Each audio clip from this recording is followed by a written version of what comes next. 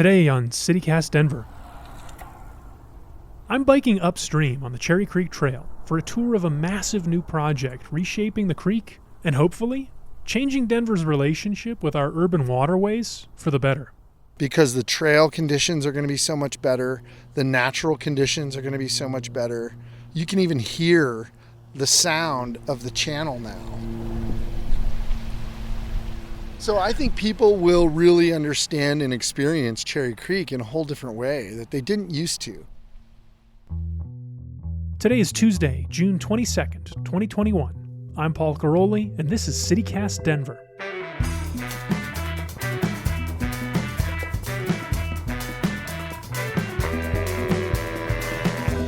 Let's see what's happening out there today. I hope you enjoyed the cool weather yesterday because it's heating back up. We're looking at sunny, clear skies and a high in the mid-90s. One of the early champions of Denver's craft beer scene is no more. Falling Rock Tap House is closing after 24 years, pouring frosty brews across from Coors Field. The owners blame the pandemic, mostly. They say they couldn't make it work without the thirsty crowds from the Great American Beer Fest last fall or proper Rockies games last summer. If Falling Rock meant something to you, you can still drop in through Sunday, June 27th. They'll be selling t-shirts, tap handles, some vintage beers, and other mementos craft beer fans might be interested in.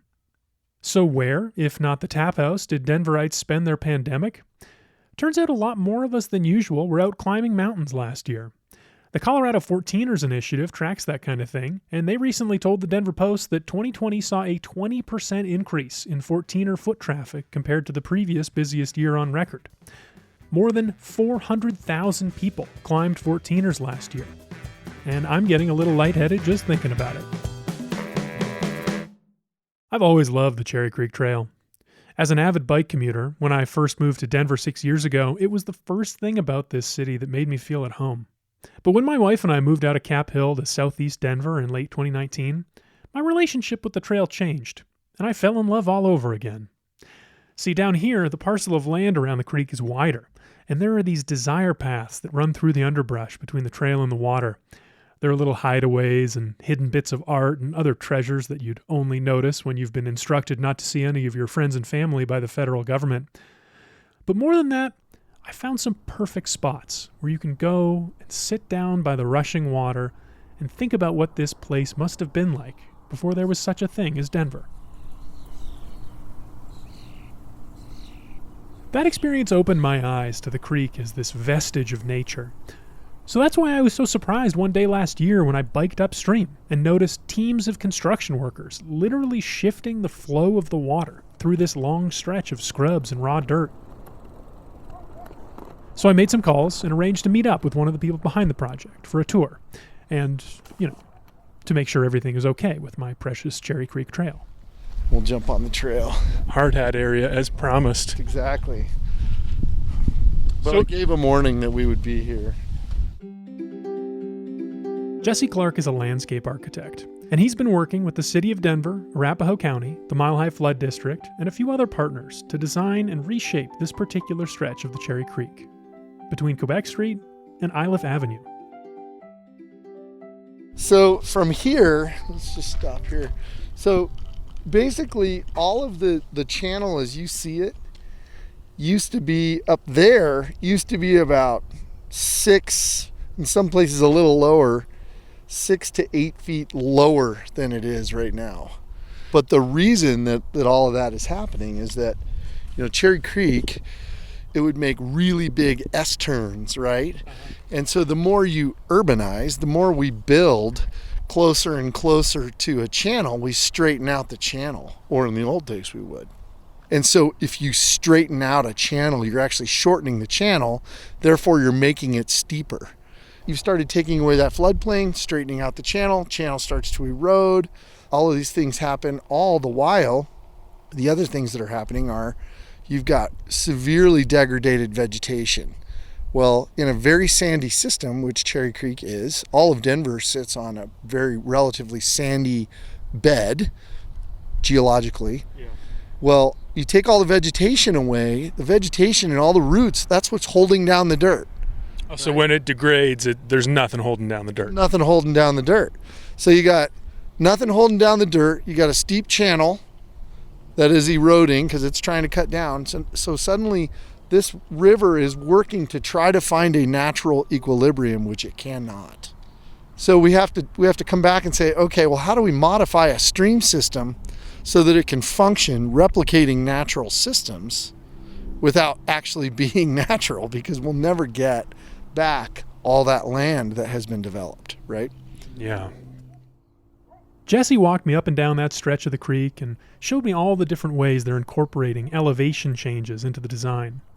Some are pretty obvious, like the big pink boulder fields lined with grout that look almost like a waterfall, and some are a little bit more subtle, like the one Jesse calls a riffle structure. You barely even notice anything is there except for a few ripples in the water. And according to Jesse, the riffle structures allow the creek to move back and forth a bit more naturally. So, let's get back to the part where we're playing God. Now, you said that the city has grown. Those are your words, not mine.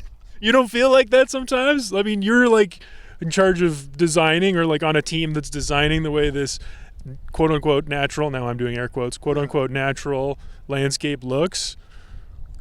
You're improving it. You're improving upon what was here. I guess we're living with it. I don't know. How do you think about that? Definitely. I think of it first and foremost. I think we're making people's lives better. I mean, that's really what we're doing. And when we look at these kind of waterways, we used to think of these kinds of waterways as a single function. The single function of this kind of waterway was to move water from A to B. We were, in general, trying to move water away from our structures, away from people to protect them, with the exception of just the right amount that we needed to flush our toilets, wash our dishes, take showers, and drink, right? That was, I'm of course oversimplifying it, but in essence, we were trying to take just as much as we needed for those functions and get the rest of it out of here.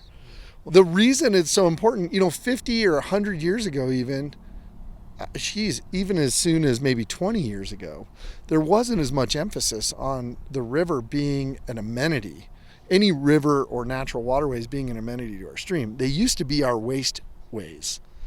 All of our energy production was all along the river because we used the water to cool things down, or we used the water to basically dump our waste. And now, of course, everyone's realizing that water is so precious. This is one of your water sources. This is one of Denver Water's sources. Damn. I kind of had this idea in my head that this was like all we got was like snowpack from, or like Lake Mead. No, most of the water for the Denver metro area, Denver Water comes from primarily the Platte River system. So all of our drinking water, all the water that we use, it all comes from our natural waterways. So it's also why water quality is so important, right?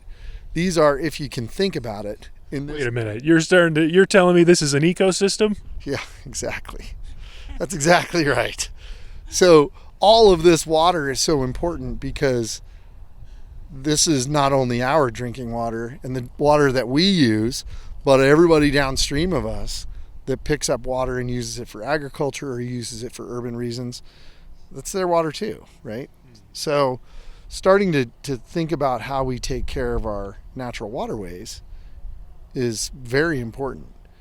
50 like literally our health. Like we're drinking the water. Yeah, exactly. This is coffee. This was made with Denver water. I bet it was. This is good old Denver water in my cup right here, straight out of the tap. Water is the lifeblood for everything. And if we don't take care of our waterways, then we're all going to suffer. I thought I appreciated the creek before talking to Jesse, but after hearing him put a name on all the roles that the creek plays in our community, I have a completely different impression of it now.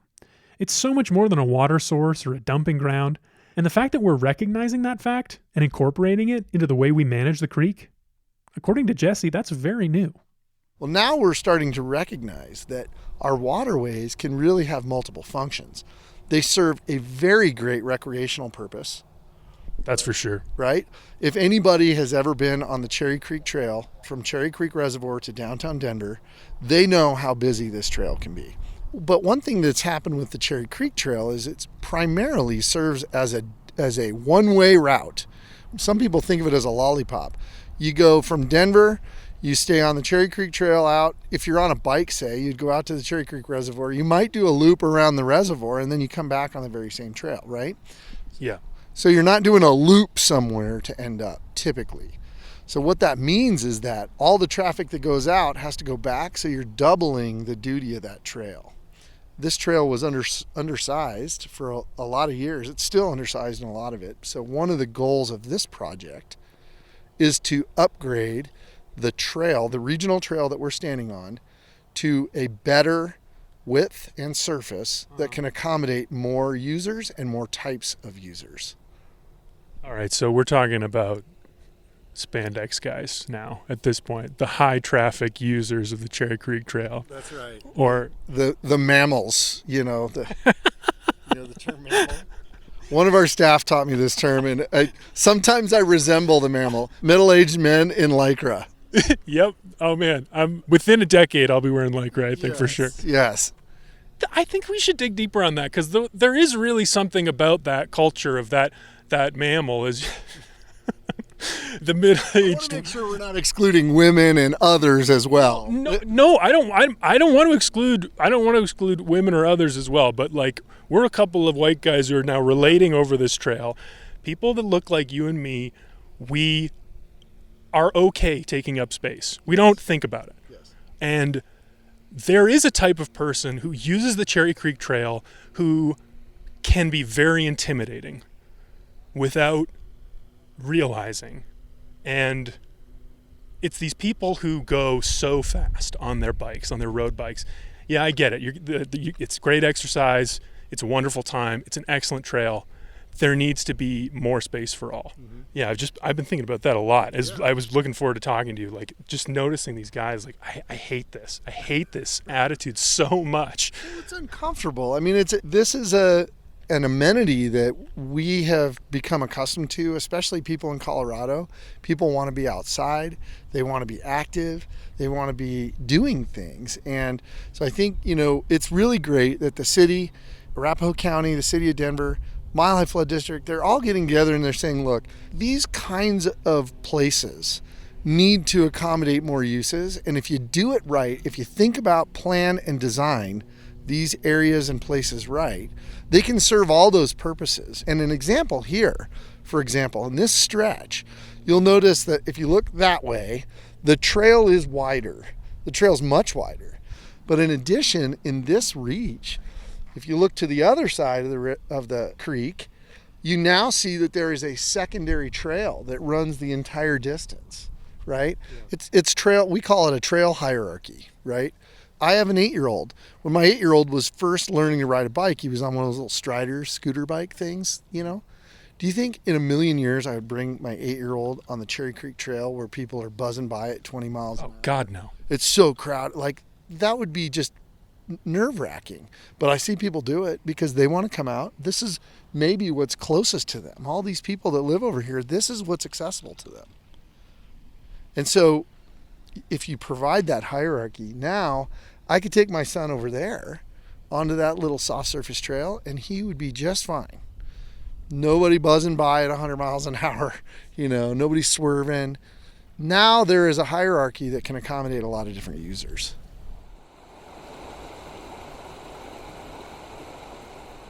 My favorite part of the trail is that it's different in so many of these sections, and like how each section kind of reflects an era of history, like that downtown part where it's canaled out and there's all the art on the walls. Like, that kind of is two eras. That's like Robert Spears' City Beautiful, sinking that in the canal thing, and then also the very like 2010s hip urban art, but then in other places like along the mall it looks more natural, and then here like the parcel of land is so wide and it's like almost a plain. It's kind of getting back to that plains feeling of the way that it must have been before there was even a city spread out this far. How do you think about trying to like recreate that feeling of nature? Is that even what we're going for here? Well, that's a great question, because I think as we look at the way we manage our urban waterways, if you want to replicate natural processes, it goes back to the thing that I started with, which is that the channel needs room to move. the more you straighten it out, the more you see those walls. So the Spear Boulevard stuff, the Spear stuff that you're talking about was in response to a large flood. So all of this is flood control. What you're starting to see now is a trend towards adapting our waterways to control floods in different ways rather than just channelizing them. The LA River is case in point where, you build, and then you go, okay, let's get that water out of here as fast as we can. Let's build a concrete channel. And what happens? That concrete channel starts to fall apart. And when it does, it's really expensive and it's really detrimental.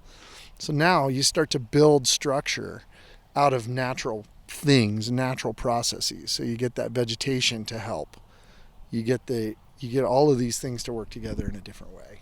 So we're starting to change things. And what you're looking at, most people don't recognize this as a flood control project or a water quality project, but that's really where these started. They're flood control and water quality projects. You're just seeing a much better version of how it can happen. But not only that, this is a equitable access to nature project. You just nailed it. This is a recreation project. Equitable access to nature, recreation. Those two things, in my opinion, are what sum up what we call the human element. The human element is when you're in an urban area like this and you're dealing with a natural waterway, it's got so much work to do, and we cannot treat this as a single function facility anymore. It's not just about getting water from A to B. There are so many other things. We are responsible for bettering the environment and the ecosystem. We are responsible for bettering the water quality of not only what we're using, but for those downriver, right? We're responsible for all these things, but we can do it if we think about it holistically. I walked up and down the creek with Jesse for more than an hour. From the boulder fields and the riffles to the new trails and bridges, I asked him everything I could possibly think of from all my time using the trail. Anything that I thought might plant an idea in his mind or push the project forward in some way he might not have thought of. But by the end, all I had left was gripes. So there's a dump. You called it a recycling center, but it's a dump. It's a transfer station is what it is. A station where people dump their trash to be transferred away from them. Yes. It is a dump. And it smells like a dump. Yeah. Can you please put some aromatic plants on the creek? I would say start to contact people who can make change. Your council people. I'm talking to you. I know, but I don't have that kind of power. Planting aromatic plants that's like putting lipstick on a pig. That's not even putting lipstick on a pig. You're saying I'm thinking too small? You're thinking way too small. Move that dump into some other neighborhood. Well, move it somewhere where maybe more compatible use for the land, right? This used to be thought of as the place where you put that kind of use. A dump. A dump. People are now understanding what is compatible with natural areas in our waterways. That's not probably the best use for that land, but you and I can't make that decision on our own. Councilman Cashman, respectfully, please move the dump and replace it with a dump-themed craft brewery for me and Jesse to get a beer when this project is over, and it'll be the Cherry Creek Ale or whatever they want to call it. Dump-themed brewery. Is that a deal? I like it. Okay. I'm in. Can I shake your hand? Yeah. It's great to meet you today, Jesse. Me too. This was fun. Thanks for having me out here to talk about it. That was me and Jesse Clark, landscape architect, out on the Cherry Creek Trail. He told me they're going to be finished with the construction parts of the project within months, but it won't look the way they designed for a few more years still. The plants need some time to grow, after all. While we're waiting, they produced a pretty slick mock-up video that shows what they're aiming for, and we'll post that to our Twitter feed at CityCast Denver.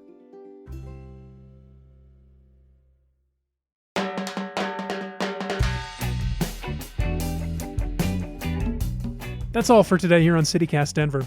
If you enjoyed the show, why not take a minute to tell a friend about us? Rate the show wherever you get your podcasts, and subscribe to our morning newsletter. We'll be back tomorrow morning with some more news from around the city. Until then, I hope you have a really good day.